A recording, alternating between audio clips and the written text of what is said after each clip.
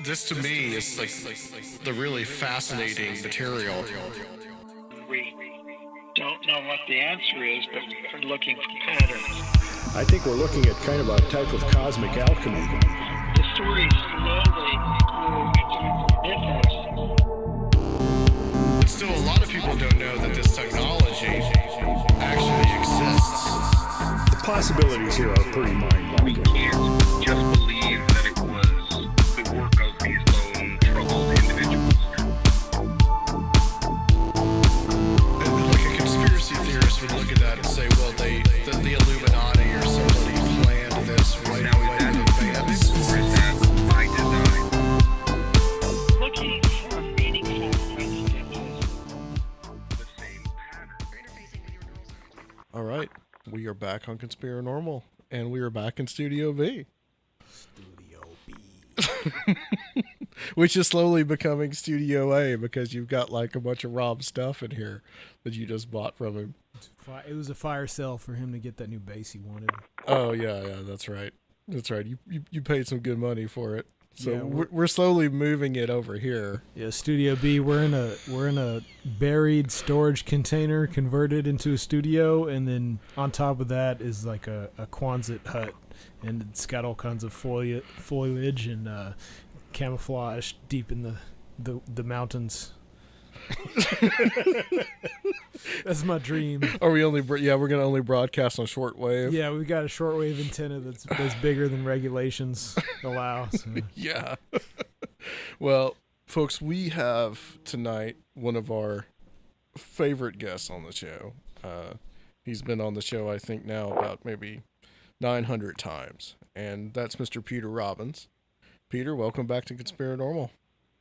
Thank you. Good to be back on, Adam. Thank you, sir. Thank you for coming back on. It's been a little bit, I think, since I had you on last. I think the last time you were on was like 200.5 episodes, so that's been roughly almost about 10 months, I think. So it has been a little while. Just how are things going up there for you, for the audience? Pretty well, all things considered. And by up here, you mean, of course, the area of beautiful central New York State where you visited, and New York City, about 200 miles to my southeast, where I was most of last week, and continue to bounce back and forth between the two as things permit. Excellent. Yeah, I was thinking about it because 2 weeks ago was 2 years since I hung out with you up there in New York City. Oh my gosh! Yeah. Has it been that long? Wow. Yeah, it's been we a while. We packed a lot into a short time. Yeah, we did. We really did. We went, you took us all around, myself and my friend Hardin, you took us all around, lower Manhattan. And I think it would have taken, if you were to cover everything in New York, you'd probably have to take, a year? I'm still working on it. And, yeah. I think has a long life, every day, fully dedicated, yeah. It's a fascinating city. And you're only from there. You're only born there and raised there. And Yep. Most of my life. And still haven't seen all of it. Yeah, absolutely. Well, we're going to talk about a subject tonight, something that you've been working on lately. And this is kind of, I hesitate to say obscure figure of history, but someone that not a lot of people know a lot about. And that is the first Secretary of Defense, James Forrestal. Yeah.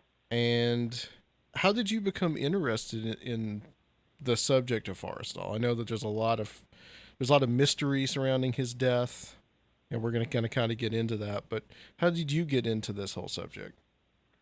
Well, I have been continuing to research and develop talks and paper and a possible play on Mr. Forrestal the past year or so, but he is a figure in American history who has fascinated me for decades. I became interested in him in the summer of 1987. That was a fairly exciting time to be involved in UFO studies, It was the 40th anniversary of Roswell and the whole modern age of UFO sightings. I think for me, I haven't been to more than a large handful of MUFON symposia, but the most exciting and memorable one I ever went to was that summer. It was held at Washington, American University in Washington, D.C. One of the papers that was given there was one that really made me realize I wanted to get seriously involved in investigative research, and that was by Stanton T. Friedman, a now retired ufologist and nuclear physicist, and it was on the secret life of a man named Donald Menzel, who was best known as being the head of astronomy studies at Harvard, but also had a secret life in the American intelligence community. And Stan backed it up with extraordinary variety of evidence and proof. And it was also the summer that the whole MJ-12 controversy broke, and that the initial 8-page Eisenhower briefing document, which will be familiar to some of your listeners, became public. And attached to that was a 1-page letter, which many of us feel, upon intensive investigation and study, was indeed written by Harry Truman to this man, James Forrestal, who would go on to be our first Secretary of Defense. And Forrestal was named as one of 12 individuals in a working above top secret study group pulled together very shortly after the initial UFO sightings in Washington State, summer of '47, and probably in action, up and running, when Roswell, something crashed outside of that town in New Mexico a week and a half afterwards.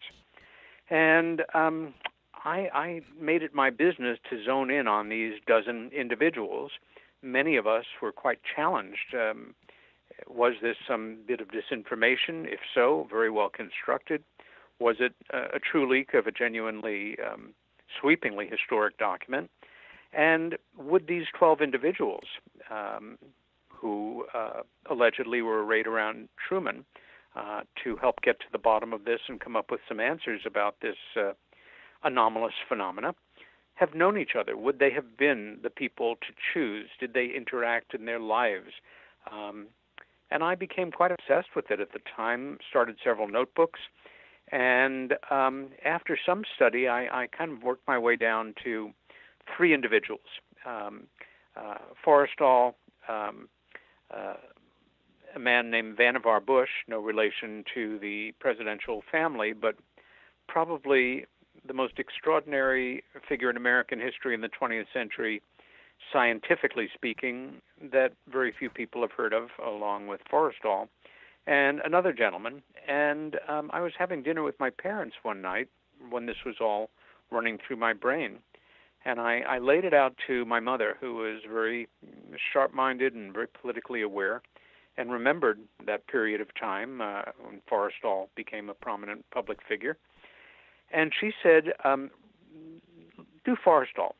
And I said, that's what I was leaning toward, but why? She said, well, number one, you have no idea of how important he was to our efforts to win the war as Assistant and then Secretary of Navy, and then, of course, after the war, creating the Department of Defense. And he was incredibly charismatic, and when he died, and she said when he committed suicide, because that was what Americans had been told, and that's what they believed. It was a terrible, terrible day, not unlike my memories of when I was a boy and President Kennedy was murdered. Mm-hmm.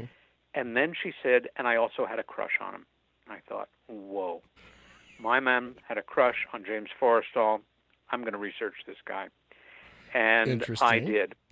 Yeah. And I worked on and off, as is my habit, in some cases for years, coming and going from the subject. I began to look into his life. This is all pre-internet. And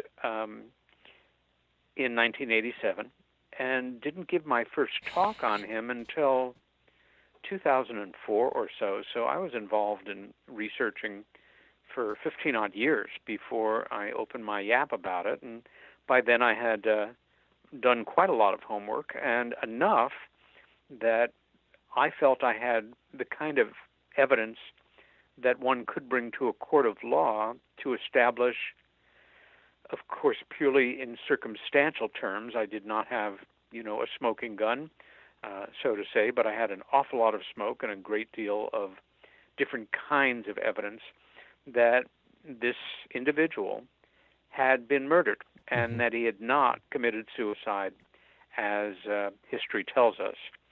And then I put it aside again, brought it up again years later, and then did it again about a year and a half ago. Certain subjects you just are compelled to return to when you do investigative work. It's not necessarily time sensitive, but when all is said and done, I feel James Vincent Forrestal was an extraordinary individual, a true patriot, a word that is overused, to put it mildly, in modern times, that he gave his all to help his country in a time of greatest need, sacrificed his private life to a good degree, and ultimately it was too much for him. Specifically, what I contend is that a major contributing factor, and one can never say definitively that somebody was driven to a nervous breakdown, suicidal depression, taking their life, or having it taken from them in this case, for a specific cause without other ones, because we don't know what it is like to be them. But I contend, and I think I make a good case for it, that once he was charged with being the Secretary of Defense, the first Secretary of Defense, he became the second most powerful man in the world. And one need only read the description, the job description of Secretary of Defense, superimpose it on that time. He was sworn in about 7 weeks after Roswell, as the Cold War was formalizing itself. In fact, many American historians date the true formal beginnings of our so-called Cold War with the Soviet Union from the summer of 1947. It superimposes itself precisely on the birth of the modern UFO phenomena. Yes. And that in that role as Secretary of Defense, the most knowledgeable man in terms of our defense establishment, and the one with the most power right up there next to President Truman, he was unable to affect the situation at all for the full time he was Secretary of Defense, and for a number of personal reasons. It weighed very heavily on him, and he broke under the strain. At least that was part of it, and that's the basis of the research that I've done. Well, let's talk a little bit about his background, because this is we're in light of his nervous breakdown and what they said was a suicide, but is possibly a murder. This is no lightweight. This is not someone that's just going to break under pressure, because No, I you're think his absolutely background right, Adam. shows that. Yes, let me begin by saying, for any of your listeners who are readers, if F. Scott Fitzgerald had based the great Gadsby, J. Gadsby, on a real person, it might as well have been James Forrestal. It wasn't, but he was a real-life Gadsby. He was born in a small town in upstate New York in 1892, as I recall. Irish-American, a high achiever, went from high school to Dartmouth, transferred to Princeton, set his sights on living in the world of wealth and power if he could make it, made many friends and acquaintances who later in life he reconnected with, and was driven to make a true American success of himself. But he loved his country to a degree that I think is a little hard for a lot of us to relate to in modern times. When America went into the First World War, he left Princeton, I think 3 weeks short of graduation. He just left, went to Canada to train to be an RAF fighter pilot, but the war ended before he could see service. And he basically had a short stop there on Wall Street and went back to Wall Street to become a broker and a wealthy person. He did just that, became head of an important brokerage, saw it through the great stock market crash. It was one of the few major firms on Wall Street that did not crash and burn.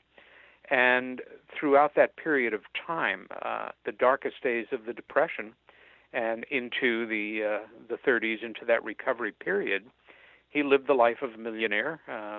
His friends were among the wealthy and the famous. They included great writers, well-known actors, any number of figures in public life, including Irving Berlin, Gary Cooper, Harpo Marx, Dorothy Parker, quite a pantheon of minds. And one of his colleagues at Princeton, who really understood what a bright young man he was, and that man's name was Ferdinand Eberstadt, was already working on recovery issues under President Roosevelt, and brought Forrestal to Roosevelt's attention. Roosevelt reached out to him and offered him an opportunity to join what was euphemistically called in the 1930s the kitchen cabinet, kind of a play on words there, also known as the $1-a-year men. These were extremely successful individuals who had made a success of themselves in business, continued to do so through the dark days of the Depression, and were invited to move to Washington, D.C., and serve at the pleasure of the President of the United States to help generate ideas and programs to get us out of the Depression. For this, they put their business careers on hold, picked up their own expenses, and were paid $1 a year for the privilege. Most of them stayed for a while and then went back to private life. Forrestal never left. He was in an unhappy marriage, a very neurotic marriage. Both he and his wife kind of spinning out of control in terms of many affairs, no love lost between them. Now, was she the one that was the Ziegfeld girl? You mentioned that in the article. She was. She was a former Ziegfeld Follies performing beauty. Yeah, I thought that was interesting. When she and James met, she was an editor at Vogue magazine, a very glamorous woman, Josephine Ogden, possibly schizophrenic, certainly like a lot of people at the time, living the high life through the roaring 20s. And on the outside, they seemed to have, a real picture book marriage. But he was unfaithful from the start, and yet they had a life together and plenty of money. People who know New York City a little bit are aware of some of the more romanticized locations, might be familiar with a street called Sutton Place. It's a multimillionaire's kind of one-block lair on the east side. And they decided to buy a lot there and build a private house. I mean, who does that in New York City? That house still stands. It's a beautiful home. When he left, he sold it to Irving Berlin. But in Washington, he distinguished himself extremely well. And as we moved through the 30s, the president made him Deputy Secretary of the Navy, in charge of all procurement and distribution of materials for the pre-war Navy. A huge, gargantuan task by any standards, and he thrived in it. He loved working in the stress. Absolutely. He was tireless. And then the war came. He served with great distinction, and when Secretary of the Navy Knox died of a heart attack, I think in 1944, Forrestal became Secretary of Navy. And I mean, I don't even know if we can imagine a modern secretary of a military branch. And of course, at the time, there was no Secretary of Defense. There was a Secretary of Army, a Secretary of Navy. And he threw himself into the job and the locations. He didn't stay in Washington. He was at the Battle of Leyte Gulf, Iwo Jima, on carriers offshore, ashore during combat. He distinguished himself. And by the end of the war, Roosevelt had passed away in April. The war ended during the summer, in Germany in April, and August for Japan.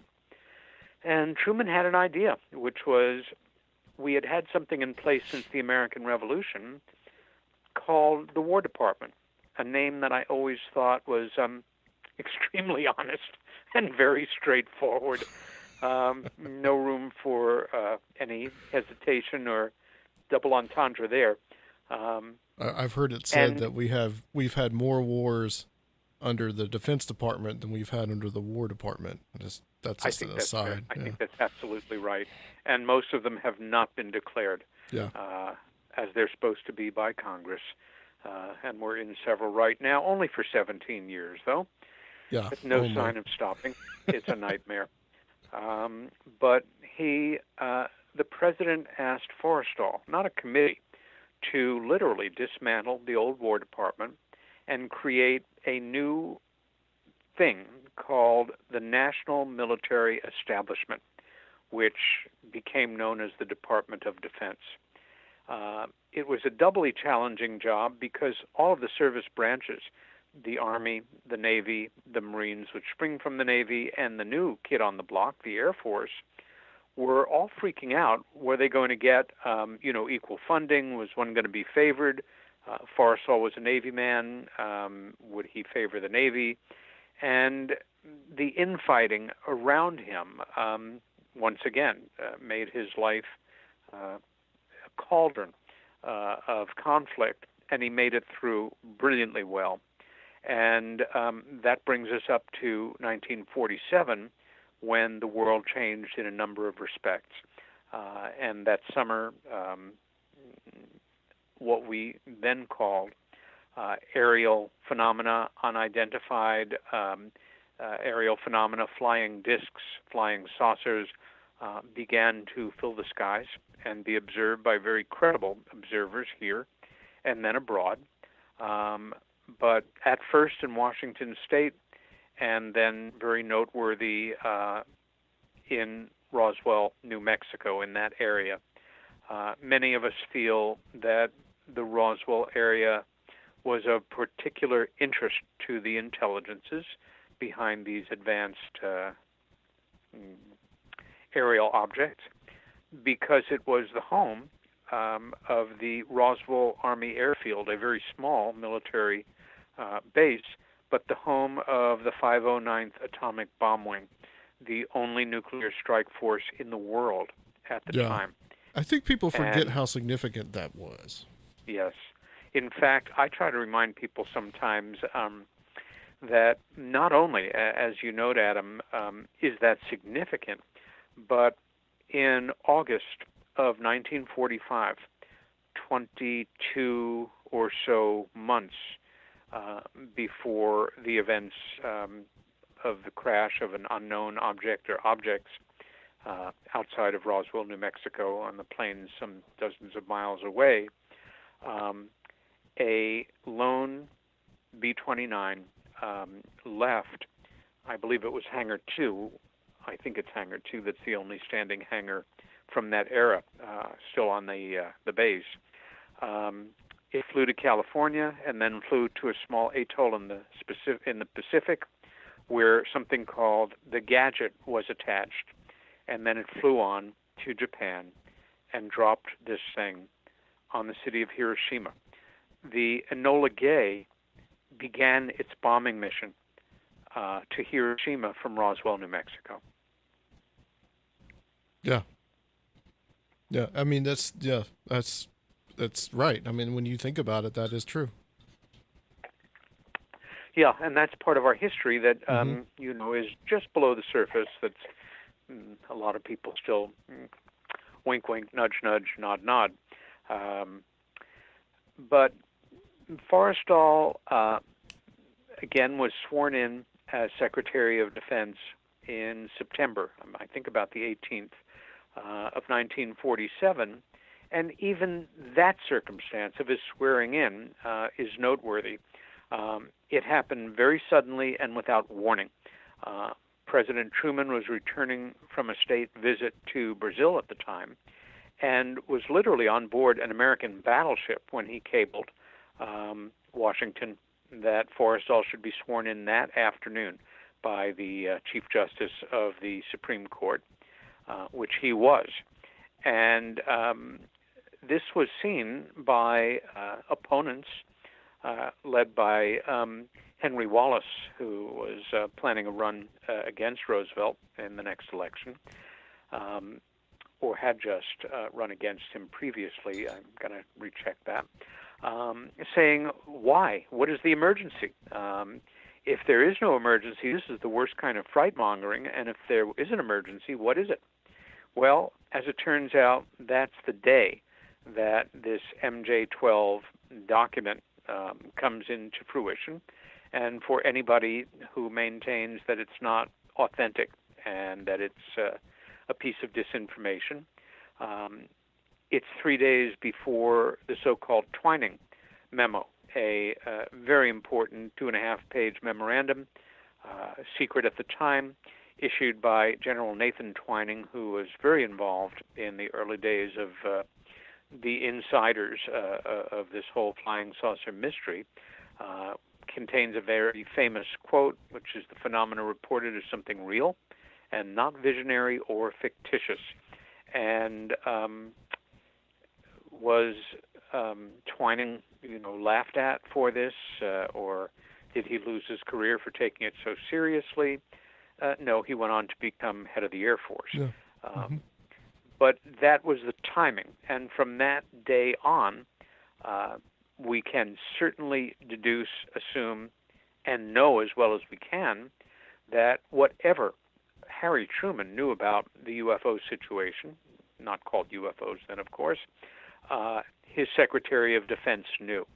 And the Secretary of Defense not only was cleared to know these things, the Secretary of Defense was cleared to create policy on their own. He really was the second most powerful man in the world at the time. And Forrestal had a habit, a deeply ingrained habit, I'll even call it neurotic, of personalizing all of his professional successes and failures. Most of us, we screw up at work.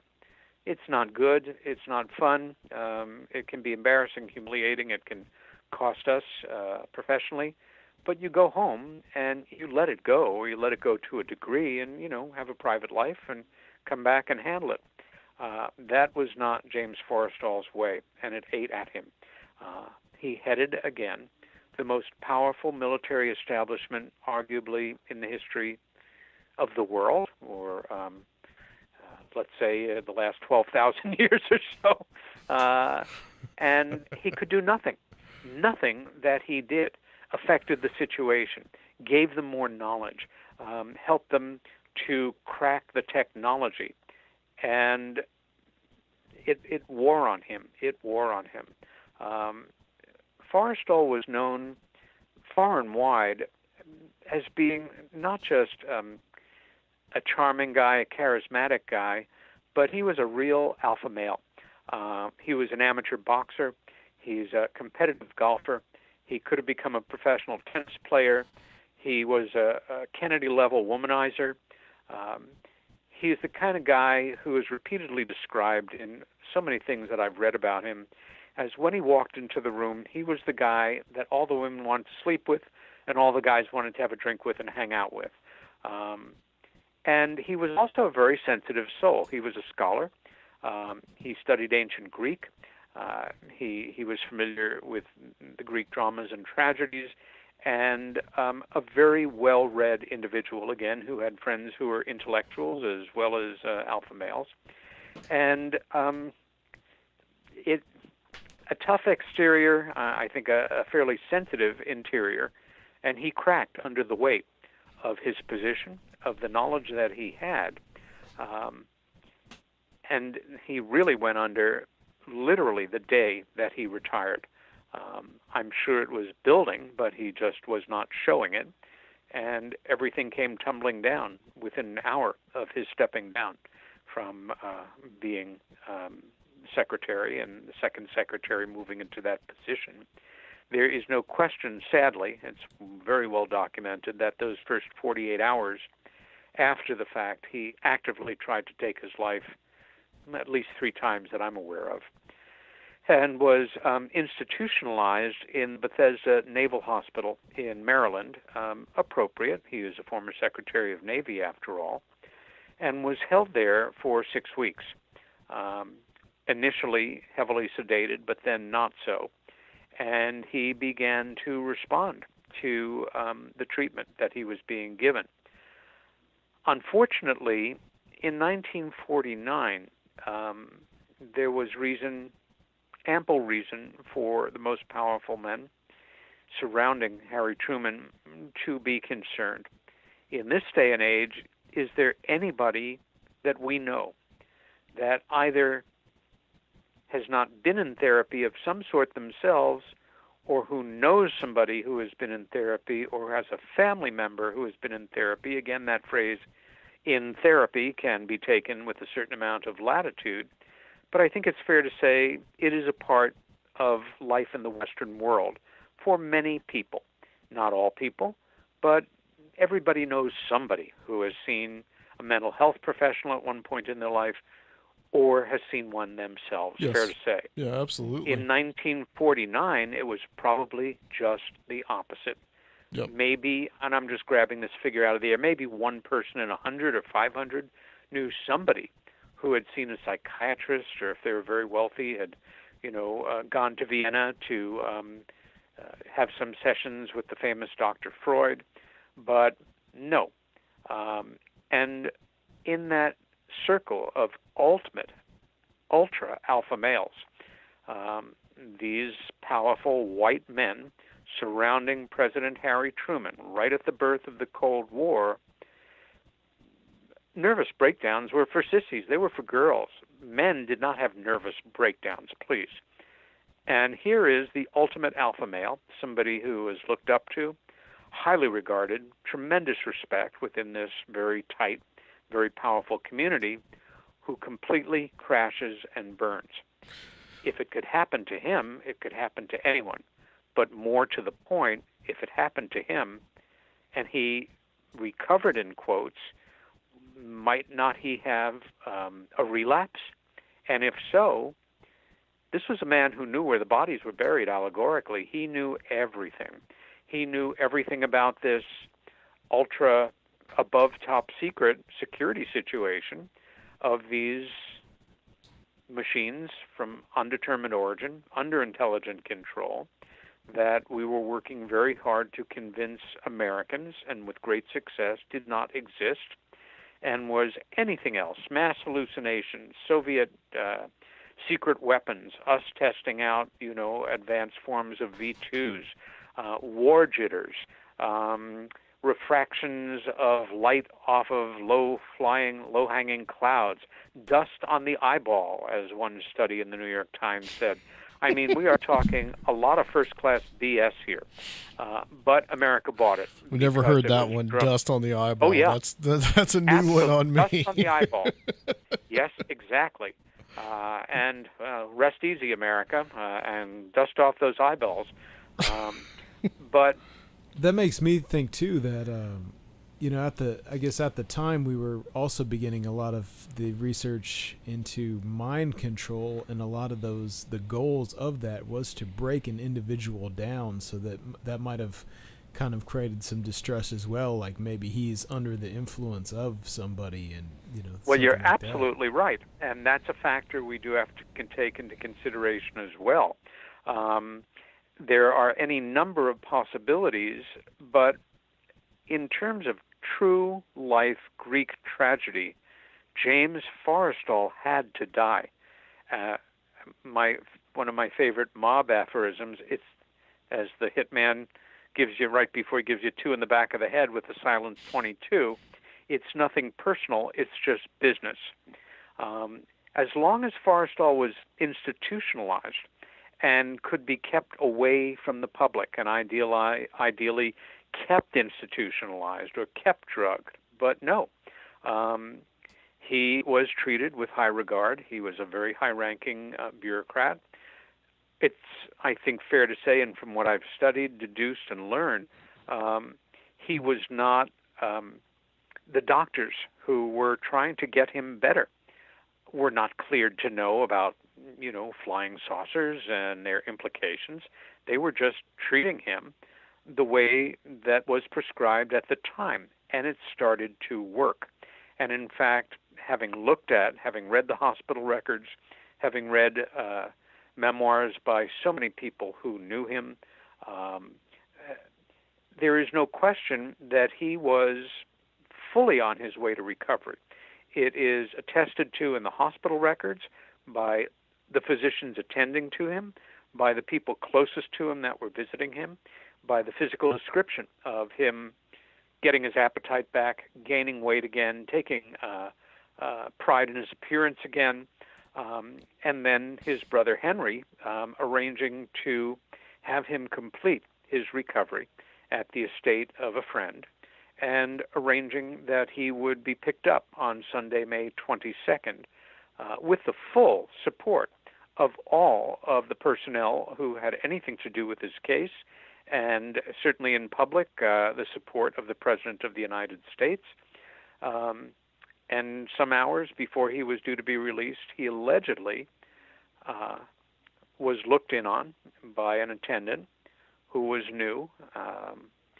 His normal guy, for whatever reason, did not show up that night. And the attendant allegedly forgot to lock his room at 1:30 in the morning, came back and checked a few minutes later to find him gone. And if we are to believe the official account, hours before he's to be released, something he is very upbeat about, he goes into a profound suicidal depression in the course of a minute, walks out of his bedroom, the room he's been kept in for 6 weeks, been living in around the clock, walks into a small efficiency kitchen across the hallway that does not have secured windows, takes the sash off his bathrobe, ties it very tightly around his neck, and then initial reports said the other end was tied around the radiator below the window so that he was going to hang himself out of the 16th floor window, and then the sash cord got loose. Then that was established that no, he just had tied this thing around his neck and decided to jump out the window, but apparently changed his mind at the last minute because the jamb below the window is covered with fingernail scratch marks of somebody seemingly desperately trying to not fall to their death. And that is the very tip of the iceberg of the evidence that flies in the face of him deciding to take his own life rather than having it taken from him. Yeah, because if he was going to hang himself, why not just hang himself in the room? Well, thank you for mentioning that. Yeah. Not for this reason, but because I was brought up by parents who instilled in me and my sisters that we should be of service in our communities, if not all the time, some of the time. And from 1988 until 1996, with several very needed breaks, I served as a crisis intervention volunteer on the busiest suicide hotline in the United States, to put it bluntly. and for half of that time also was a shift supervisor. And I bring it up because for a good part of that time, I was working on developing material around Forrestal and had occasion to speak with a number of mental health professionals whose specialties were suicidal depression. And I sketched out the basics of this, and I've spoken to other mental health professionals since, and not one of them has said, well, that's not uncommon that people hang themselves out of windows. The universal opinion, at least that I came away with, was if somebody's going to hang themselves, they hang themselves. If somebody is going to jump to their death, they jump to their death. Not combine And the two. we're told that that's exactly what happened in the case of James Forrestal, although I have never found another record of it. But no, that's fairly far-fetched, especially given the other information surrounding the specific circumstances of him going out that window. Until I heard this, I didn't know it was quite that elaborate. I actually thought he just if he committed suicide, he just jumped out the window. Sure. I didn't know that he think tied that. something to the radiator and then tried to hang himself out the window. Yeah. It just, Well, the Navy did an investigation that lasted exactly 6 days. Yeah. And one of the first things that was discounted and then seen as a false flag was that the other end of the sash of his bathrobe had been tied to the radiator beneath the window. That had never happened. So we're supposed to assume that he goes into this depression, kicks out or knocks out the screen window that separates, that allows him to go out.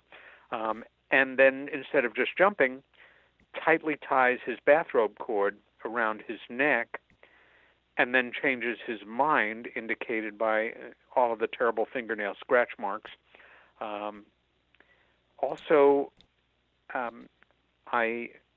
For years, that report was kept classified. It was declassified in 2002, as I recall. I have since read it, and it's a fascinating investigation in what they don't explore and who they don't interview.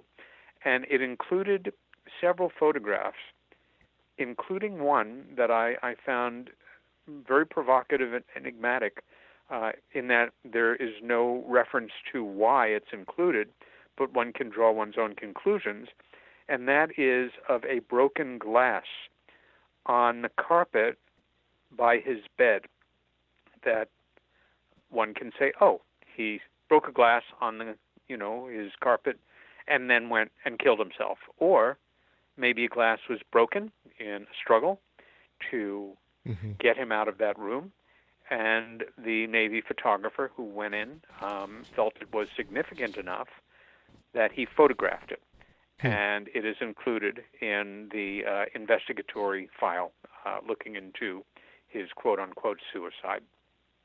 So his suicide / murder, really, I mean, that circumstance is very similar to another circumstance of Frank Olson. Yeah. And I've talked about this on the show, but I'll reiterate it again. Sure. That there is a documentary series on Netflix called Wormwood right now, and it is all about Frank Olson and what happened with him. And Frank Olson, the son actually dug up the body, exhumed the body, and had him re-examined, and it was believed that, without a doubt, that he was actually pushed, that it was actually a murder. Yeah. And you have all this with Frank Olson about the LSD, the MK Ultra stuff, that he was dosed with LSD, which he was, but his son now believes that that was just all a process to try to not get him to talk about germ warfare experiments that Fort Detrick, where he worked. Yeah. They were using germ warfare in Korea, which was being vociferously denied I think this is 51, so this is still the Truman administration. There was another individual, I think, not too long after, or maybe even before Forrestal, Lawrence Dugan, that had some kind of connection to Alger Hiss. He was a State Department employee, and he was pushed out of a window, I believe, from his office in New York around Christmas of 1948. So this is actually a few months before Forrestal's death. And there was another guy that was associated with Dugan that actually was pushed down a stairwell. And in that documentary about in Wormwood, they actually pull out a CIA manual, assassination manual from that time period, that one of the main methods of assassination was throwing someone out of a window. And it's interesting too that Forrestal feared that was going to happen to him because he the Czech politician Jan Masaryk, I think was his name. I don't know if I'm pronouncing that quite right, but he supposedly committed suicide by falling out of a window right before the communists took over Czechoslovakia. And Forrestal was actually was actually concerned that he would be pushed out of a window. Where is that recorded that he was concerned about that? I think that's actually in this book that I was going to get to here in a bit. That the Untold History of the United States, where they talk a little bit about Forrestal. Mm-hmm. But I would have to find that reference. Sure. Mm-hmm. But apparently he had some kind of here it is. He thought he would suffer the same fate as Czechoslovakian Foreign Minister Jan Masaryk, to be pushed out of a window. I have to ask, is there an annotation there? Do we know the source of that? I don't see one, but I can probably find it. If you could. There's extensive point here is footnotes simply here. There is so much allegation. There's so much speculation. Some of it very articulate, very well thought out, and very possibly true. For me, though, there is definitive material that one could bring into a court of law that is beyond question overall. And I'm always a stickler when it comes to very provocative allegations that may be true, but if there is, just somebody says they heard it from somebody and they can't remember their name, or it appeared in, some, well, you know what I mean. But do let me know. I'd be curious to know. There's all kinds of speculation and allegation around Forrestal, and some of it has been used very creatively to add color or to flesh out something that may have happened, and is put forward that it did happen, but not with any real proof. In Paul David's wonderful film Roswell about Jesse Marcel, I think it's one of the finest treatments of the pressure that individuals were under in the early days of the cover-up and the phenomena, and done with a lot of heart. Paul creates a scene where an actor playing Forrestal is in New Mexico observing a living other intelligence, a being from parts unknown, through a glass window and looking quite horrified. It may have happened, but it may not have happened. And it's acknowledged that is,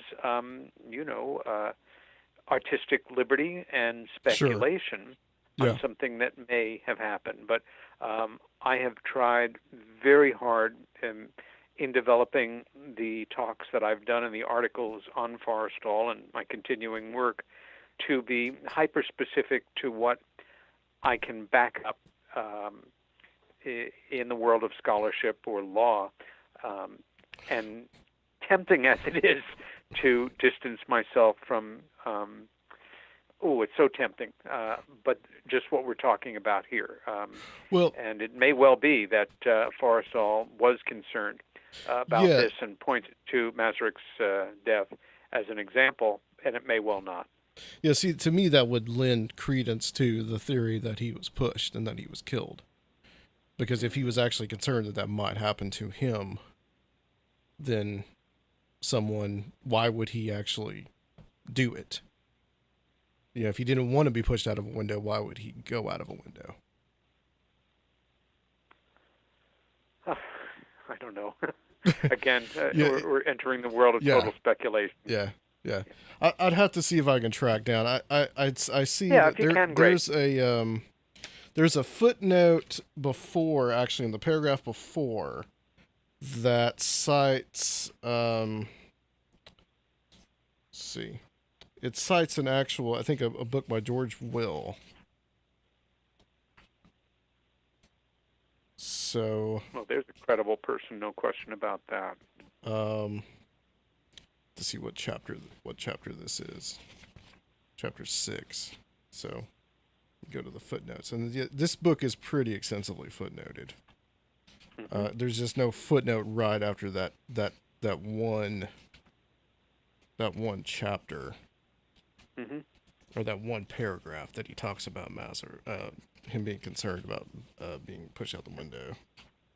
I should say, for anybody interested in the life of James Forrestal, and I mean the life of the man, not covered from a sensationalistic point of view, the definitive biography on him is a book called Driven Patriot, The Life and Times of James Forrestal, and it's written by the well-known historian Douglas Brinkley and a man named Townsend Hoops, who was, as I recall, I think an undersecretary of the Air Force who, as a young intern in the 1940s, the later 1940s, actually served under Forrestal.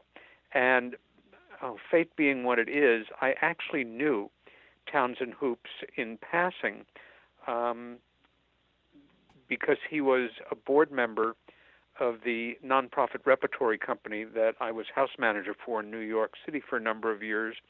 And I would see him regularly, like 3 times a year, and make nice small talk with him in my tuxedo, he and his, at openings. And I did not know until it was too late that he knew Forrestal and had co-written a very important book on him. We had a mutual friend who, when she put it together, immediately called Hoops, got his wife on the phone. I was at her apartment at the time to find out that he was in end stages of the cancer that killed him. So, it's just one of those crazy moments in your life where you were so close to speaking to someone who at that, after he left the Pentagon and started teaching at Georgetown, was very open about his interest in UFO phenomena and would have been a remarkable guy to connect with. And of course, that was not fated to be. But Driven Patriot is probably going to remain the definitive establishment biography of Forrestal. However, if you're, a good book hunter in the used book realm, the Forrestal Diaries, which is more than 350 pages of his multi-thousand pages of diary from 1940 to 1949, you can get a sense of what a bright, engaging, observant participant this man was in his times, and I just recommend it very highly, both of those books. Yeah, I have to check it out. I'd like to find out more about him. Yeah. There's some things made out about Forrestal, about the significance of that he was writing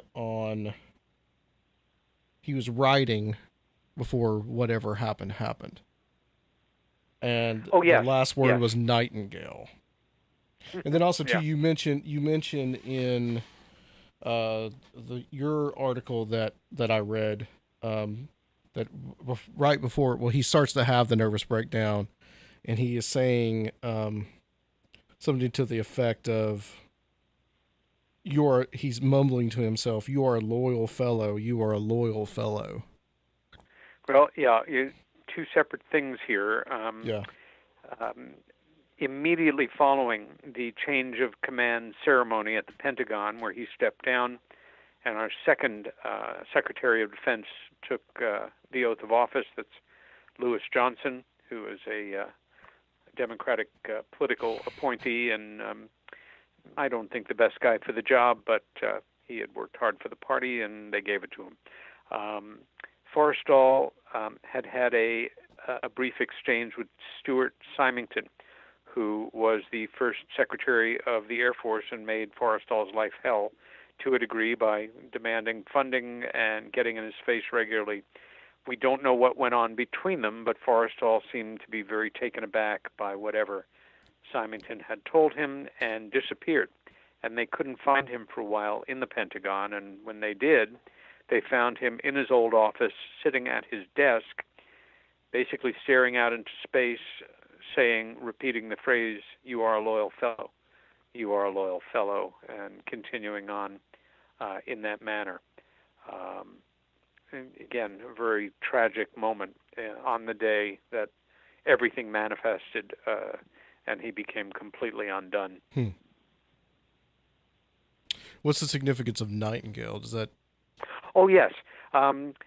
First, I should say, in one account that I came upon only earlier this year, a researcher who was involved in this subject a dozen years ago maintains that there are discrepancies in the handwriting in question and Forrestal's known handwriting. I have not been able to establish that for myself, but the main accounts, which have been accepted by a lot of people, is that on that early in the morning when he was looked in on by his attendant, his new attendant for the night, and asked if he wanted a sleeping pill or anything else, he was copying a Sophocles poem, a poem by the Greek poet Sophocles, out of a poetry anthology that had been edited by Mark Van Doren, who was the poet laureate, I believe, at the time in the United States, and copying it out on stationery from the hospital, and was writing the word nightingale, but had just written the first syllable of it, night, and that's where the copying allegedly stops, which I found, well, kind of fascinating. Why, if one has taken it upon oneself to follow this intellectual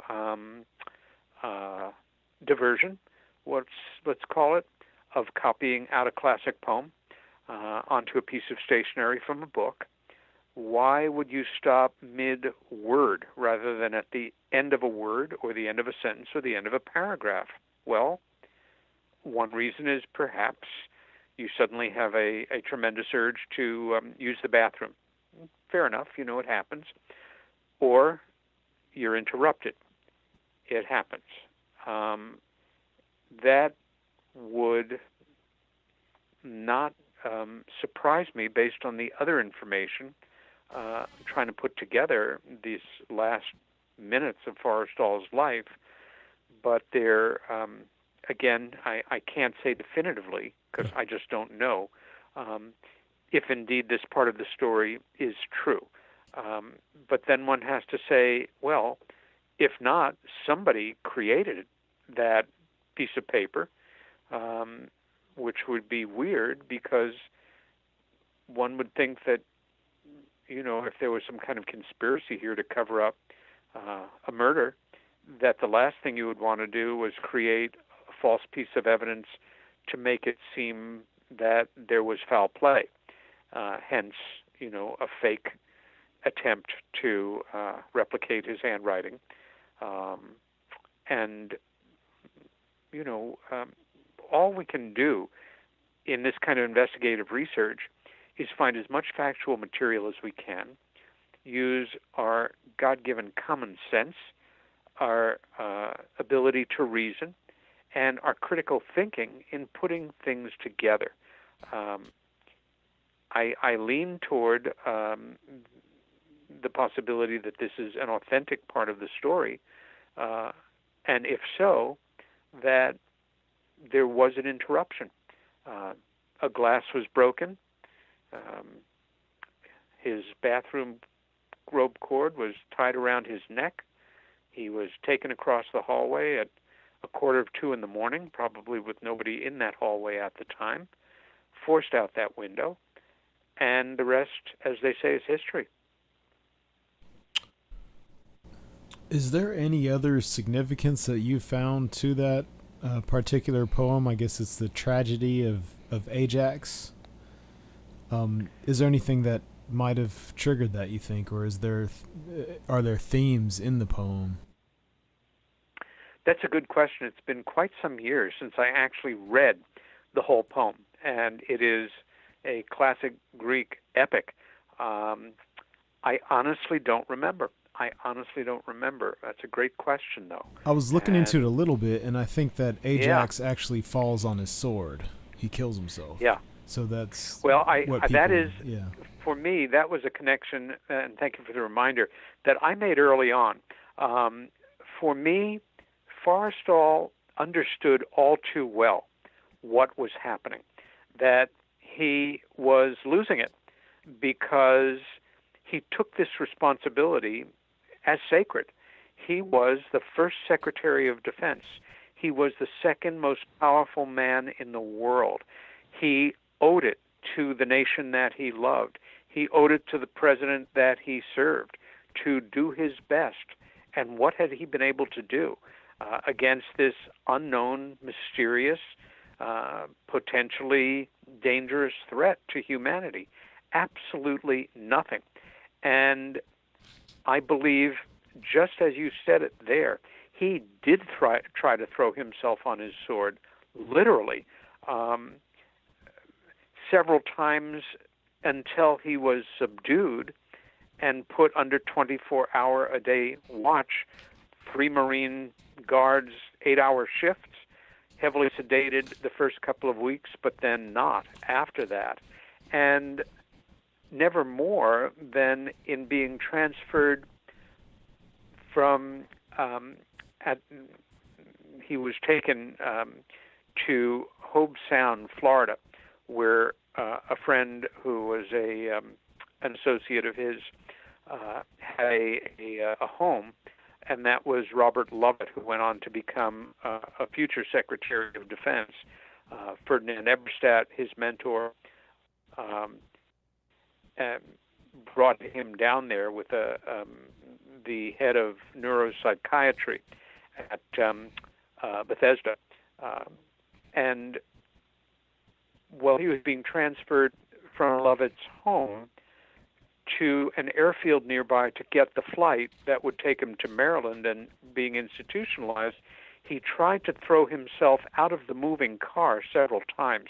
I mean, that's about as literal. He knew he had to be a good soldier. He broke, and he had to die.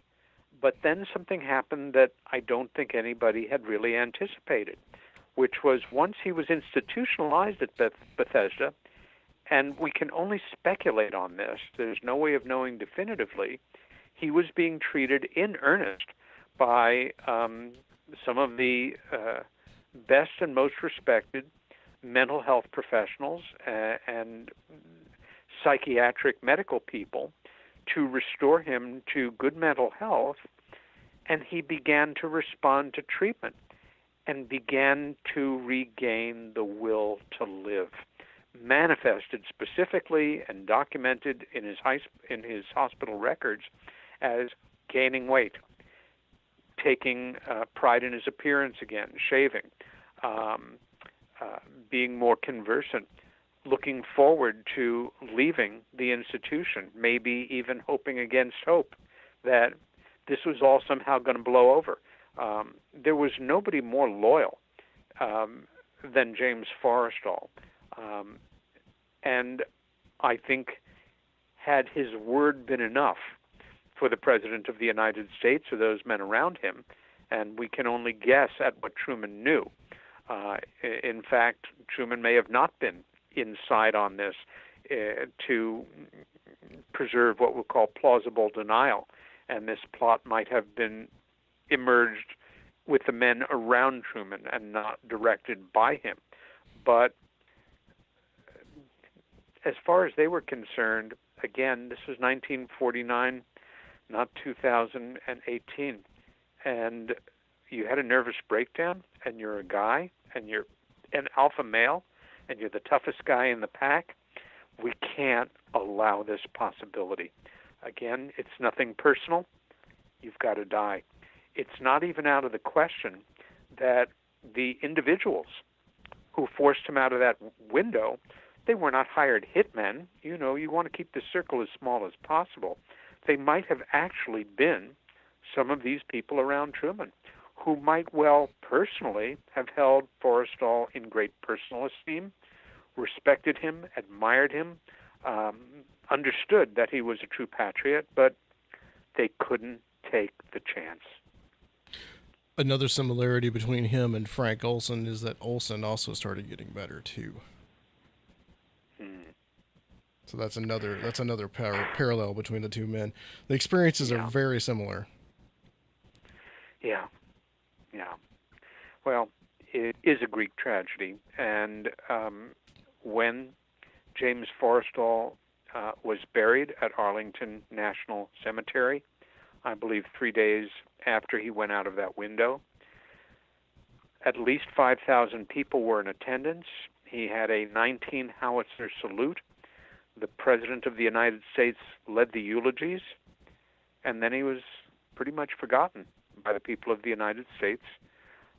And when his name did come up, it was, oh yes, the tragedy of James Forrestal's suicide and being worn out and stressed out by all of his work during World War II and, you know, the stress of the Cold War that had grown up under his shift, and that he died as though he were in combat and was seen that way allegorically. But the fix was in, and America believed and had no reason to question, because they knew by then that UFOs were nonsense and flying saucers and little green men were all explainable in conventional terms. Nothing to see here, folks. Keep moving. I wanna get your opinion on something, Peter. Sure. So this this to me is like an alternate explanation. So I thought this was interesting, so I wanted to share this with you. This is from The Untold History of the United States, the book version, not the Showtime documentary. And who's the author? Oh, Oliver Stone, but I would say that Peter Kuznick is probably the main author. Understood. Yeah. Of the book. Oliver Stone's name is on the top, but I'm pretty sure Peter Kuznick wrote most of it. Some very interesting things in this book. I highly recommend it. As I was telling Peter before, if you've ever read People's History of the United States, it is pretty much a companion volume to that. Interesting. So here's some things about Forrestal that I found interesting. In late September 1947, Kennan, that's George Kennan, urged Forrestal to establish a guerrilla warfare corps, a suggestion Forrestal heartily endorsed, although the Joint Chiefs of Staff recommended against establishing a separate guerrilla warfare school and corps. In December, Truman approved Secret Annex NSC 4-A, authorizing the CIA to conduct covert operations.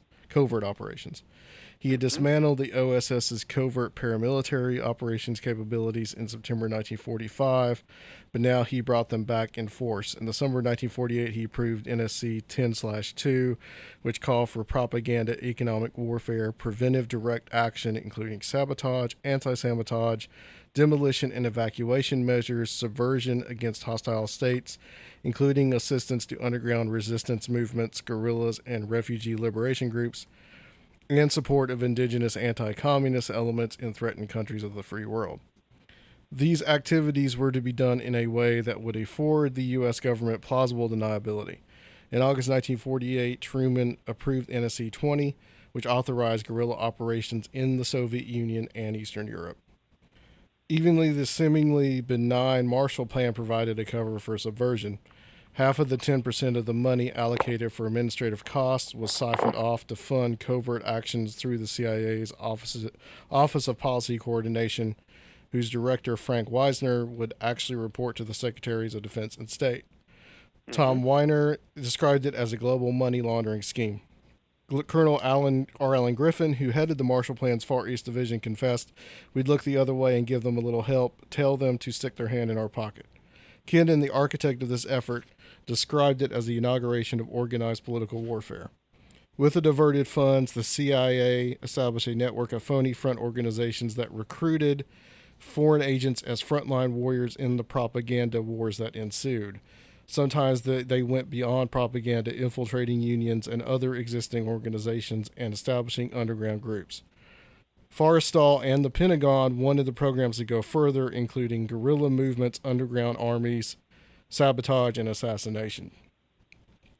Some of the diverted Marshall aid money went to supporting a guerrilla army in Ukraine called Nightingale, which had been established by the Wehrmacht in the spring of 1941 with the help of Stephen Bandera, head of the Ukrainian National Organization's more radical OUN-B.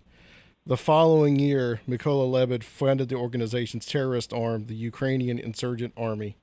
It was made up of ultra-nationalist Ukrainians, including Nazi collaborators who wreaked havoc in the region, assisting in or directly carrying out the murder of thousands of Jews, Soviets, and Poles, and occasionally also fighting the Germans who opposed OUN-B plan for a separate Ukrainian state.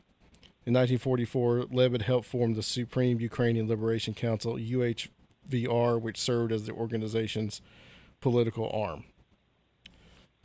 So, that is interesting. That Nightingale comes up when as we were talking about before, where he had later on in the book, it says he stayed up, but his condition began to improve, and on the night of May 22nd, 1949, he stayed up late copying Sophocles, the chorus from Ajax, in which the hero ponders his fate far from home. At the word Nightingale, he put his pen down and jumped. Now which is surprising for Oliver Stone, but they, I think, believe that he committed suicide. But I think everything that we've talked about says that he was killed. So that's an interesting alternate theory, if he might have felt some guilt for,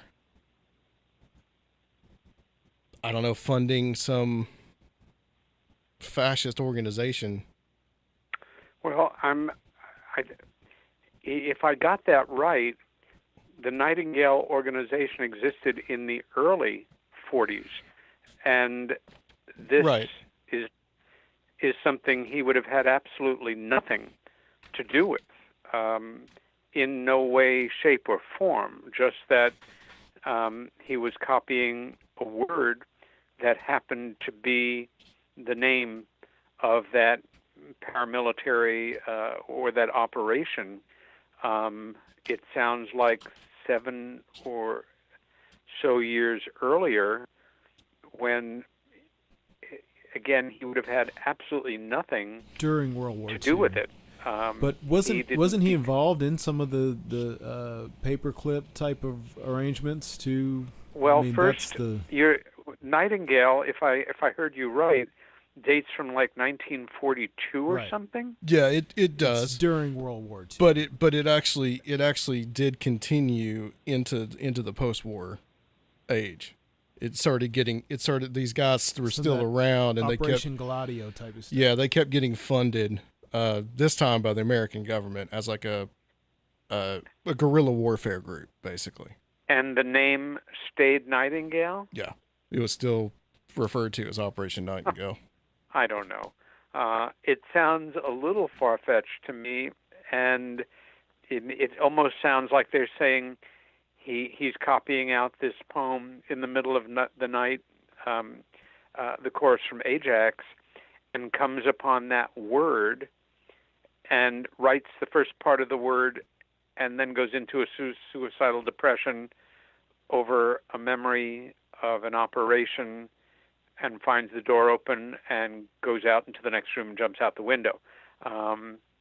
Or could seems he a have little been? bit of Or could he have been about to spill the beans on something like that? Or they were afraid he was. Or maybe even it Well- just made him think of, oh, wow, while he was writing that. Like, oh, Nightingale. Like, he maybe. knew about that, but I don't think it Again, would drive him to this is the depression. this is the most unfair kind of speculation to try to imagine.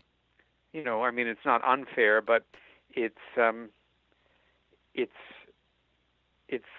not really fair to make believe we can put ourselves in the place of this man Sure.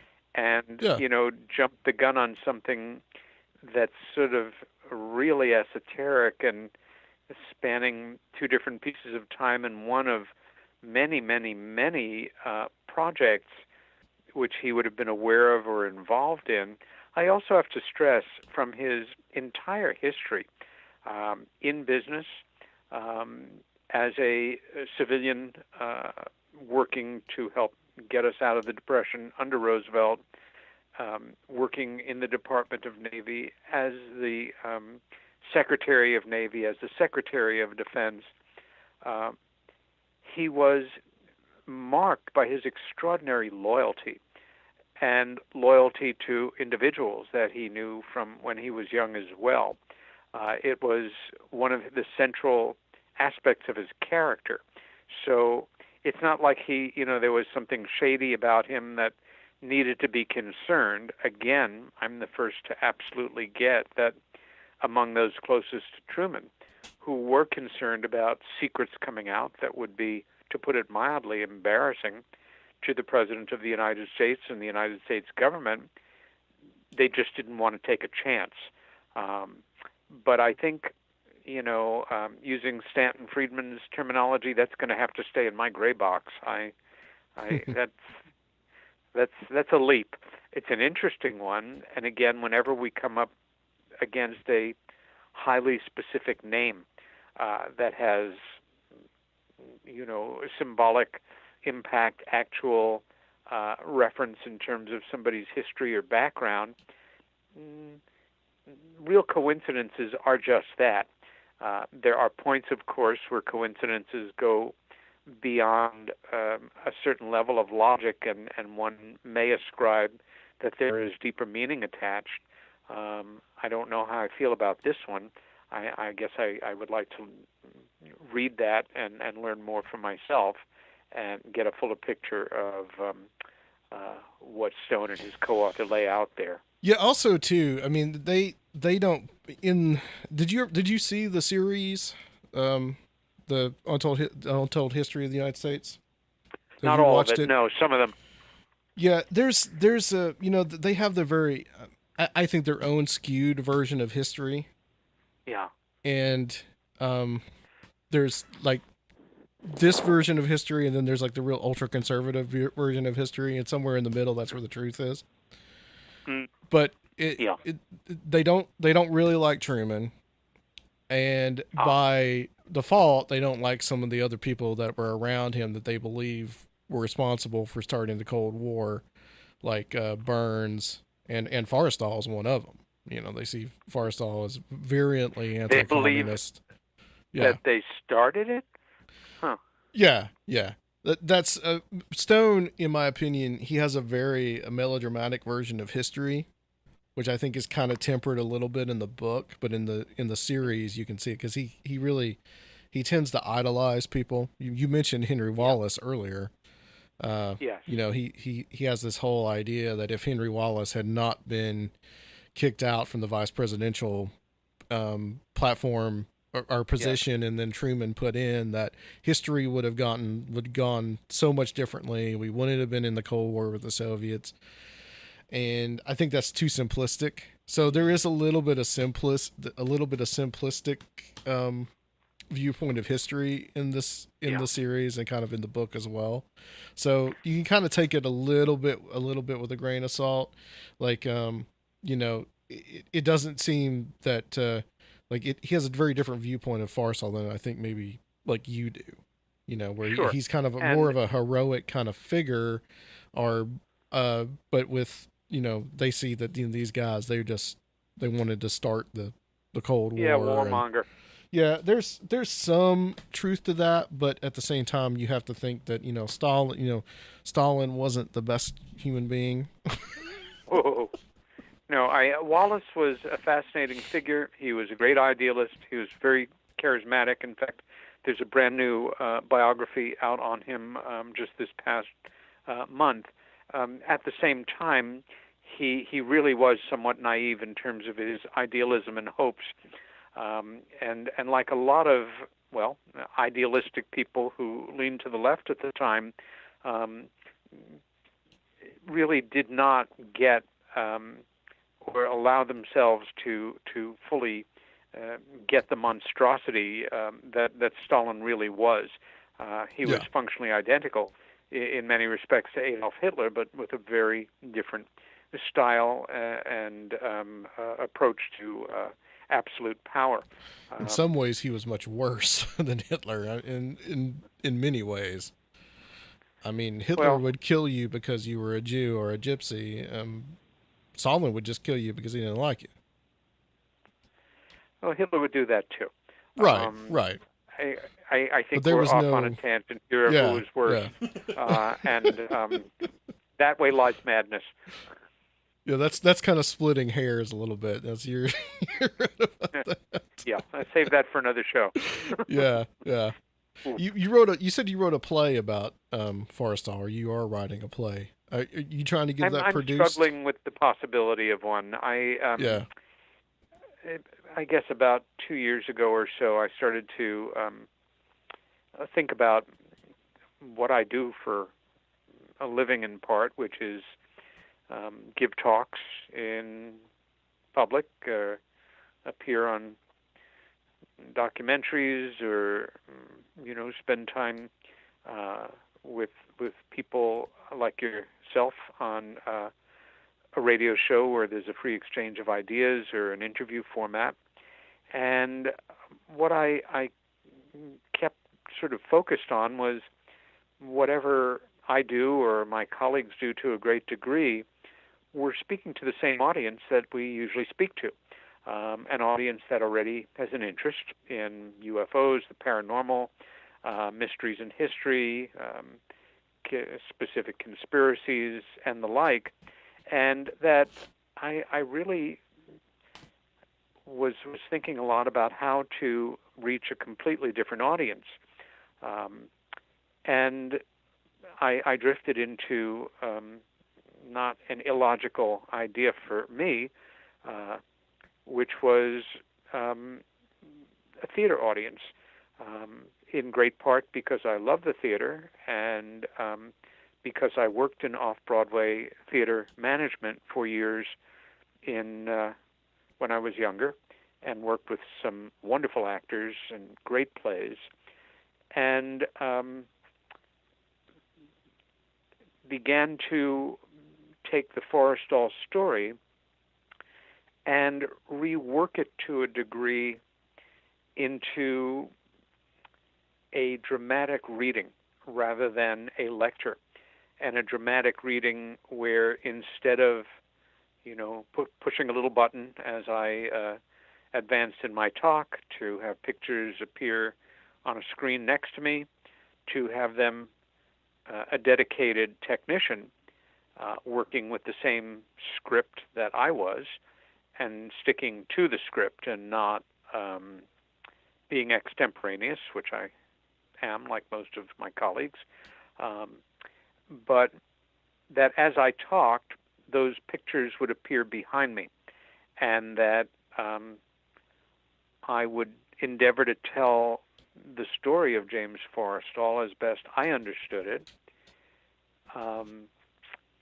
in these dramatic terms, and not as a UFO-related lecture. In fact, the idea, that part of the story would not even enter into it until the last quarter of the story, when chronologically the UFO situation emerges, and some weeks after that, Forrestal becomes involved in it via his new job as Secretary of Defense.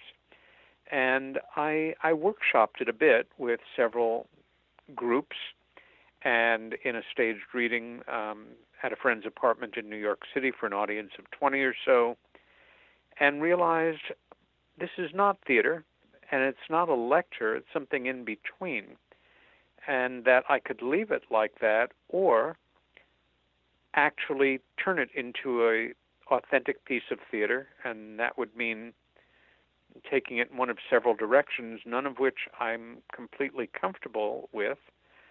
One would be to bring in other characters and create dialogue, which means that for the first time in my professional life, I would be putting words in people's mouths based on what I thought that they might say, but that it would be artistic invention. And I've never dealt in nonfiction, and I've never dealt in fiction. And this is a form of fictionalizing reality. Or to do it as a one-person play written by me and perhaps a colleague for a professional actor playing Forrestal. But that brings in another challenge, which is at what point in his life would he be giving this, monologue?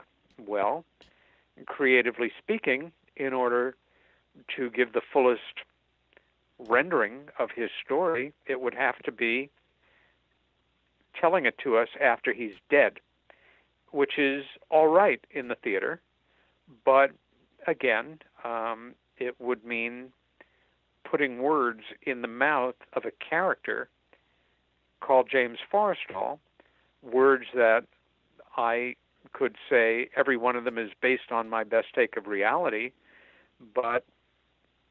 and so I'm at that point, Adam, where I'm looking at a number of options, consulting with some friends from the theater, quietly on it, and in fact, I attended a performance of a play just a few days ago, really, last week. It was actually very special. My literary agent brought me to it. He's also a good friend, and it's a play that will open on Broadway next month. I think it's called The Lifespan of a Fact, and it stars three terrific actors. Bobby Cannavale, whose name might not be terribly familiar to some of your listeners, but who played an amazing character in the great television drama a couple of seasons ago, Boardwalk Empire. Was he in Vinyl? Yes, exactly. Yeah, exactly. yeah. Yes, there you go. That was a good He show. was in that as well. That was a good show. Yes, it was. They didn't renew it for another season. Yeah. A wonderful actress who is not as well known as him, in great part because she's done film and television work, but Cherry Jones is primarily a stage actress and one of our most brilliant. And then an actor who is very well known, in great part because he became a huge star playing a warlock character in a series of films about one of the most famous schools for witches ever, and Daniel Radcliffe is his name, and he has played Harry Potter.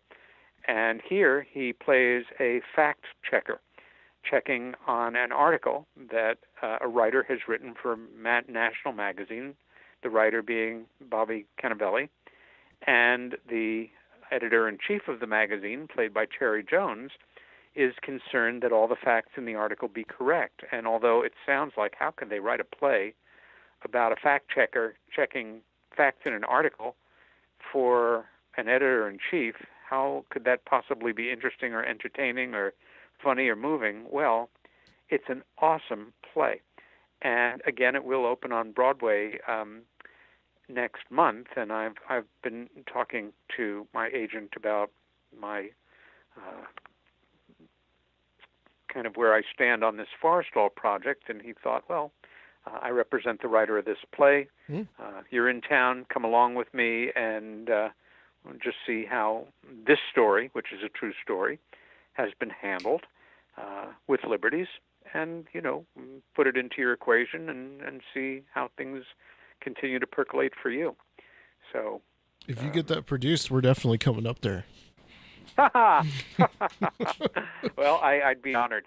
Again, right now, it is in a state where it is in this funny, not play and not lecture format, but something in between that does lend itself to the theater, a very dramatic reading that is heavily illustrated.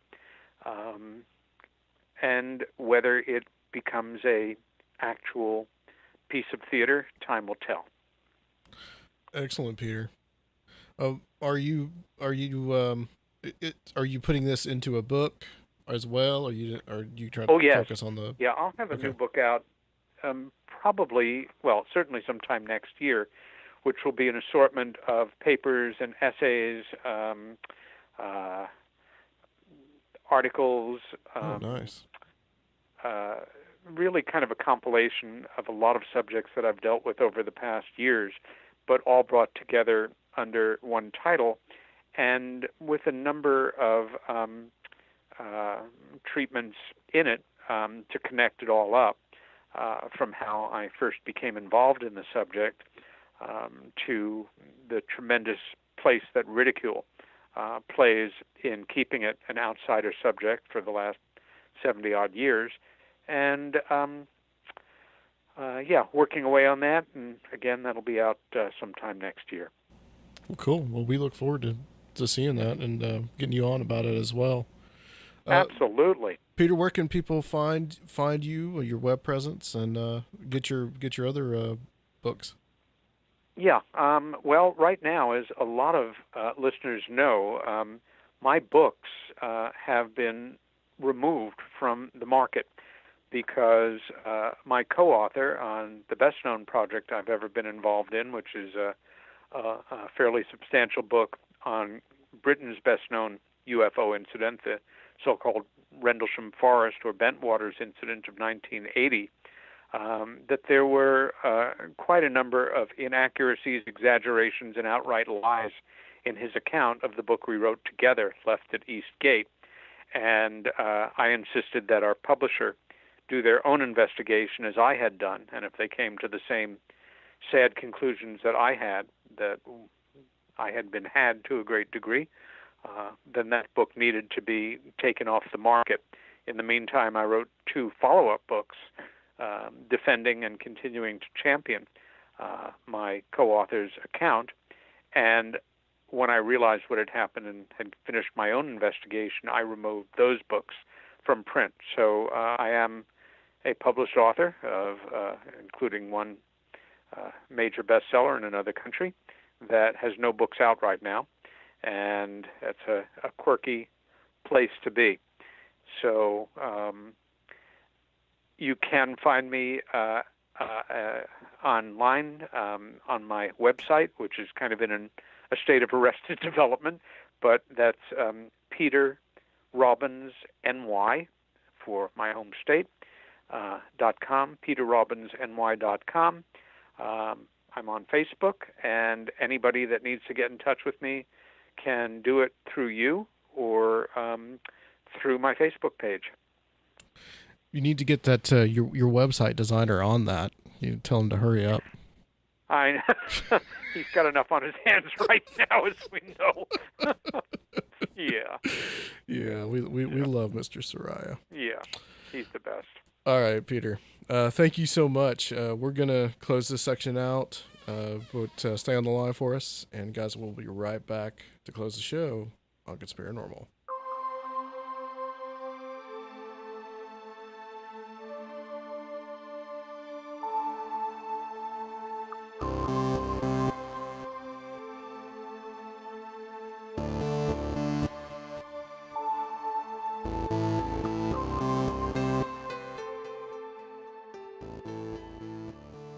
And we're back. So that was a good, interesting interview. Absolutely. A little longer, but I think it was very informative. I always enjoy having Peter on the show. He's definitely one of my favorite guests, and somebody that through doing this I consider a really good friend. You know, I've gotten to hang out with him over there in New York City, and then I stayed with him in Ithaca last year, and also hung out with Soraya there too. Cool. And Soraya, he doesn't actually live out in Ithaca. He lives out in the boonies, man. Yeah. Like, it's crazy. You know, I've been in Tennessee most of my life, and the first time I'd ever really seen the Milky Way was somewhere in upstate New York. Okay. We get up to, we'd actually gone down to see Timothy Renner's.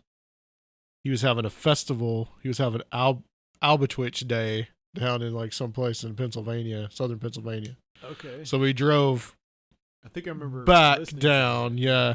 We drove back down, and I did some recording over there, and then we drive back up, and we get back in Soraya's house, and he's like, man, he's like, look up. And I look up, and it's just like amazing panorama, and I'm like, oh, wow. You know, I never really had seen that, because, you know, I've lived in Nashville now for 15 years. I lived in Atlanta 3 years before that. I'm from Chattanooga, so, City lights. you know, my parents' neighborhood's a little bit, you know, out there, but it's a little neighborhood, and there's still, you know, lights in the, so it was kind of a interesting experiment. I didn't even get to really see that in the desert, man, because I drove during the night when I was driving through California. Okay, yeah. But yeah. Well, I drove during the day actually. But yeah, I always enjoy having Peter on. So, you know, check out Peter's stuff.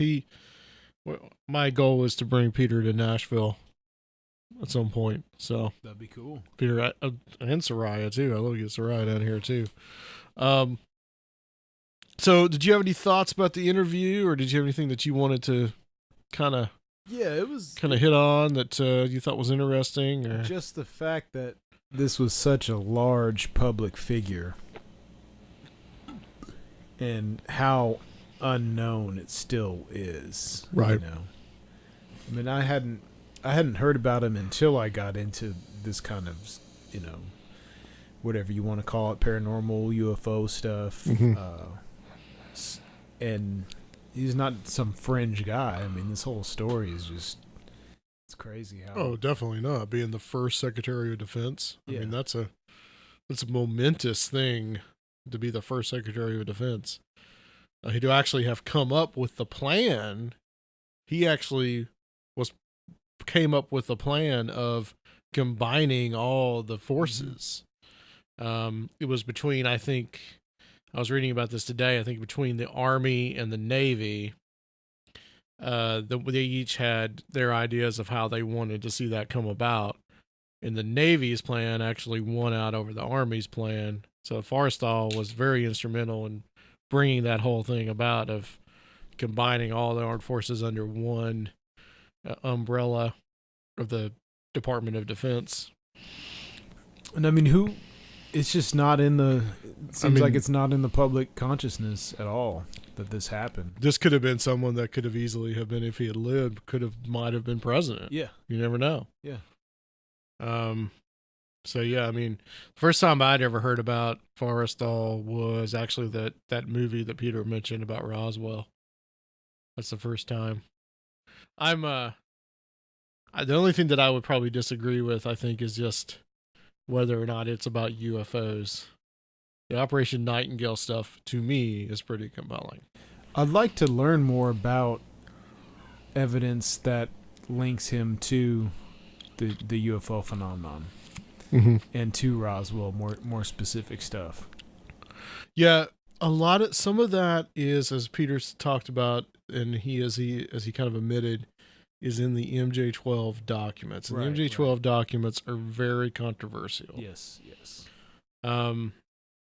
Without going too much into it of why I think that possibly MJ12 may have been a real study group, but it wasn't what guys like William Cooper That's where I was first said that it was, right? That it just pulled the strings of everything. Right. And this may have been a real study group by all these important guys, because even though I'm not an extraterrestrial hypothesis guy, I do think that there was definitely and still is a real phenomenon going on, and the nature of it we don't really know. Yeah. So they were probably really wondering, why is this happening? What is this? Could this be something from that the Soviets are doing, or some other group is doing? There could have been an actual real concern about it. And I think that later on, as the Cold War went on, they actually began to use this real phenomenon as a cover story for what they were doing. And so somebody realized eventually, oh, this could be a good cover story for our own top secret aircraft. And I think that worked. So you've got a combination there of two different things: the real phenomenon, and then using it as a cover story for top secret for our own craft. Basically. I want to read the rest of the Sophocles poem. I read the excerpt that he copied, and that had some symbolism in it that I wanted to think about more. It said something about your son is in a foreign clime, and maybe there's some more keys to the mystery in that might give you a idea of what his mental state could have been at the time. I've got it. I think I got it pulled up here, actually. Okay.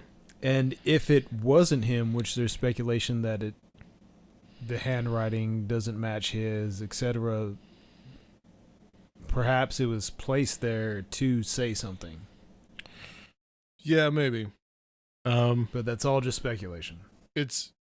It's definitely compelling to me, and obviously compelling to the guys that wrote this book, that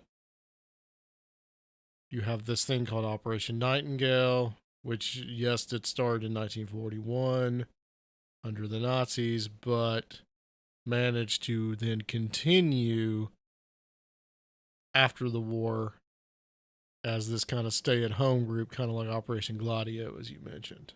Yeah.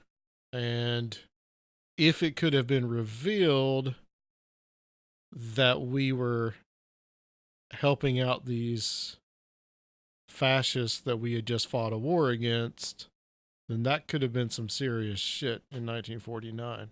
Yeah. And if Forrestal, through whatever his mental state was that they were really concerned that something that he could have been, he held a lot of secrets and he could have revealed it. And you never know. Maybe those secrets did include UFOs. Frank Olson was the same situation, where now Frank Olson's son believes that, and this is actually not just his son, these are others that actually believe that Frank Olson was killed because he was going to spill the beans on German warfare in Korea that he had himself been working on. And then, like him, So two very similar. There's a lot of similarity between the two cases, between the two men. And then like him, is there a possibility that his breakdown was induced also? Like what happened? I mean, this is a time when all that mind control stuff is first starting, and of course, they're fumbling around, and the easiest thing to do is just to break down a person into madness. Do you think this would have been a Soviet agent that would have done this? Who knows? I'm just saying that I could see that would have contributed to the distrust, like I said, tonight, because, we were actively doing stuff like that to people. So, and of course we knew the Soviets were, and we were afraid of them. So by someone at that high a level going mad, that would have aroused suspicion. So I think that's an element to it, to the distrust as well as the social norms not being, being what they were at the time. Right. It's very interesting. I think that it bears a lot of looking at, as well, a lot of some of these other cases. I mean, I think what we can really agree on though is that the guy definitely was murdered. I don't think that he committed suicide. Seems like it. It's just all the physical stuff's too sketchy. Yeah. Why would you hang yourself out of a window? That just seems a really elaborate way to go. I will say though that I think there is pattern in some suicide cases of people thinking that someone's recovering from a depression, and then that's when it happens. Yeah. So that's not totally unheard of at all. Yeah, that's in fact, true. It's a pattern. That's true. There's definitely that gray area there. Mm-hmm. Like I said before, Frank Olson was also recovering when he was definitely pushed out of a window. Yeah. Frank Olson had also been dosed with LSD, which for the longest time it was thought that was the reason why, was because there was a danger of him revealing MK Ultra, and now they just think that was used as a way to get him to not tell everybody about the germ warfare that was going on in Korea. Definitely recommend it's a 6-part documentary on Netflix called Wormwood about this, and it's very interesting. If you dig a little deeper, yes, throwing people out of windows was a common practice. Ouch. Yeah. Defenestrating people. Here's your word for the day. Defenestration. Yeah, I'm gonna defenestrate you. All right, you had something you were concerned about. Let's hit that real quick before we get going. I wanted to talk a little bit about there was a closed hearing that took place within either today or I think it was today, if not today, yesterday, where some big tech firms were met with the Justice Department and attorney generals from different states, bipartisan, and this was what kind of Trump put Sessions onto to investigate whether the the social media companies in particular were using algorithms to censor conservative speech. And they were the conservative attorney generals were met with the Democrats as well, who I guess a lot of them went after more of the kind of privacy issues, and they're talking about getting antitrust boards on them. So they're kind of like sicking all the state attorney generals on these big tech companies, which is pretty interesting because you have this bipartisan effort right now when hardly anything is bipartisan. And so it's interesting. We'll see what comes of that, because it feels like they've kind of had a free reign for a while, and maybe now the state is looking to kind of rein them in, or who knows? All these different agendas are going to coalesce into these shared interests to, I guess. So are they looking into them restricting free speech? Is that what they're looking into them doing? Well, let's see here. The Justice Department said this is from USA Today. The Justice Department said the conversation focused on consumer protection and data privacy as areas of consensus. The White House is considering a draft executive order that would direct federal antitrust and law enforcement agencies to open probes into the practices of the technology companies. Among the issues discussed were the growth and size of the tech companies and their collection and handling of people's personal information, and how state attorney general could work together. According to 3 officials from 13 states and Washington, D.C., who attended the meeting in person or by phone, because its original intent was really Sessions turns talk to bias charges. When the Justice Department announced the meeting earlier this month, it said it would discuss whether companies such as Alphabet's Google and Facebook were harming competition and intentionally stifling the free exchange of ideas. Sessions opened Tuesday's meeting, which also included Deputy Attorney General Rod Rosenstein, by raising the issue of alleged ideological bias, and sought twice to bring the conversation back to that topic of conservatives being suppressed or censored online, 3 state attorney generals told USA Today. So I think that was the original intent, but it kind of has morphed into other things, and these people found stuff in common. So that's interesting, and we'll see where that goes. But this was a closed meeting, so we don't have any transcripts and stuff like that. Which by the time we actually post this show, Rosenstein will probably not be Deputy Attorney General. Maybe not. But maybe he will be. There's doubts about, he thought he was getting the axe, but I guess the last few days it didn't happen. Everything's so confusing right now. It's ridiculous. Yeah, that's the tech companies, like we've talked about. It's a difficult issue because you do have a lot of problems where it becomes way too biased on one side, and they're trying to restrict that, but now it's going to become biased on the other side. Yeah. Well, it's interesting. And that's a problem. I have a friend who's an environmentalist who was trying to do a Facebook ad for something. Yeah. And it blocked it and said it had to be reviewed. So I guess almost any political activity now is having to be reviewed by Facebook. Yeah, they might have to just start doing that. So it's they want it to be all about cats and birthdays. Which it'd probably be funner if it was. But because that's become such a forum for our civil discourse, I don't know. We need to explore all this stuff. But that's that. We'll see where that goes. Well, absolutely.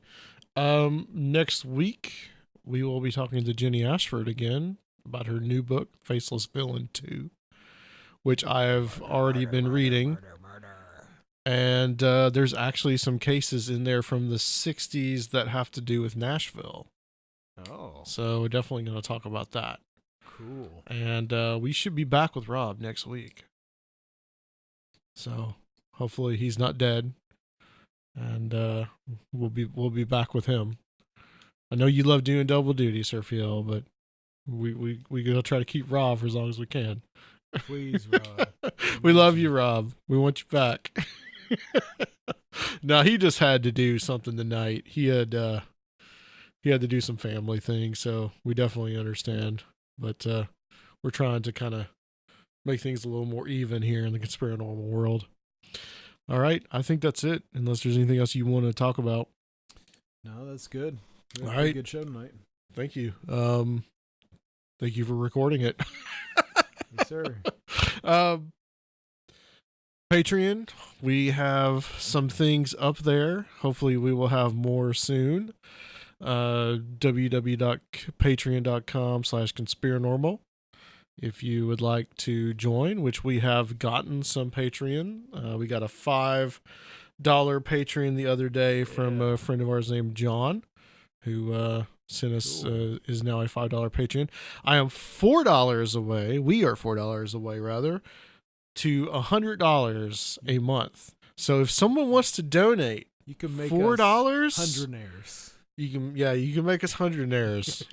we'll get a Benjamin every week, every month. If you don't know, if you want to get in there and listen to all the cool stuff that we have, come on, man, $4 more. That's all we want. So, and then if you want to leave a donation, well, that's there on the Conspirinormal website, and you don't want a recurring thing, you can throw us some cash, throw us some money on the Conspirinormal website. Let us know what type of extra little content you'd like. I mean, we can have some fun. I mean, I had fun recording you reading that crazy UFO conspiracy track. That was great. And, put that was weird great. effects on it and stuff, and maybe make some cool little audio things for you. So yeah, we've got a lot up there. I mean, we got Greg Bishop is there. We got some stuff from Josh Cutchin. We had Recluse and Dr. Future on there too. And we have so all this we've got really a lot of juicy people stuff that we share with everybody just on the main show. But maybe we might have to start getting some really juicy stuff only for the patrons. Yeah, we might. I think we might. All right. Well, that's it. We will be back next time to talk about some unsolved murders on Conspirinormal.